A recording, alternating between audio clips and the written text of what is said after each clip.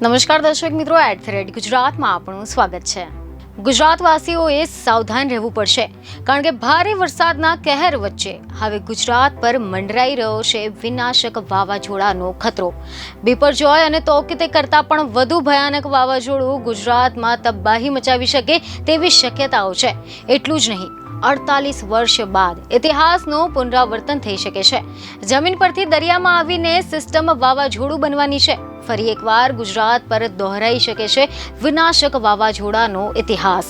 હવામાનના ઇતિહાસમાં ભાગ્યે જ આવી ઘટના બનતી હોય છે, પરંતુ હવે રિપોર્ટ એવા મળી રહ્યા છે કે 1976 બાદ ફરી એકવાર એ જ દિવસે ગુજરાત પર આવી શકે છે વાવાઝોડાનું સંકટ।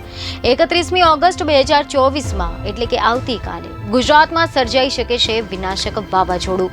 તમે જણાવી દઈએ કે અહેવાલ એવા મળી રહ્યા છે કે 1976માં આ જ ટ્રેક પર વાવાઝોડું બન્યું હતું। ત્યારે હવે ફરી એકવાર 48 વર્ષ બાદ આ ઇતિહાસનું પુનરાવર્તન થઈ રહ્યું છે।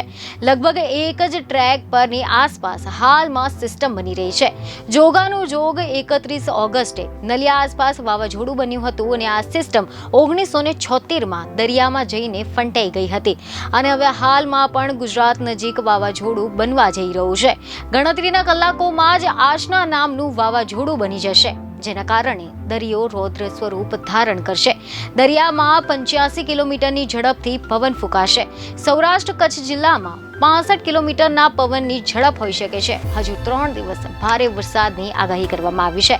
ખબરો એવી મળી રહી છે કે IMDએ આ અંગે એવી જાણકારી આપી છે કે દેશના પશ્ચિમ તટીય વિસ્તારો પર ભારે વરસાદ અને પવન માટે શુક્રવારે એટલે કે આજના દિવસે એક ચક્રવાતી તોફાનની સંભાવના છે, જે એક ભયંકર સ્વરૂપ ધારણ કરે તેવી સંભાવના છે, જે ગુજરાતના તટ નજીક અરબ સાગર ઉપર બની રહ્યું છે। સૌરાષ્ટ્ર અને કચ્છ પર એક ડીપ ડિપ્રેશન છેલ્લા 6 કલાક દરમિયાન લગભગ 3 કિલોમીટર પ્રતિ કલાકની ગતિથી પશ્ચિમ તરફ આગળ વધી ગયું હતું અને ગુરુવારે બપોરની આસપાસ મંડરાઈ રહ્યું છે। આ પશ્ચિમ અને દક્ષિણ પશ્ચિમ તરફ આગળ વધવાની સંભાવના છે। કચ્છના તટ નજીક અરબ સાગરમાં ઉદ્ભવે છે અને સૌરાષ્ટ્રને અડીને આવેલું છે। અહીંયા 30 ઓગસ્ટે એટલે કે આજે એક ચક્રવાતી તોફાન ભારે થઈ શકે છે। ગુજરાતમાં આશના નામનું વિનાશક વાવાઝોડું તબાહી મચાવી શકે છે। બીજને ખબર સાથે ફરી મળીશું। ધન્યવાદ।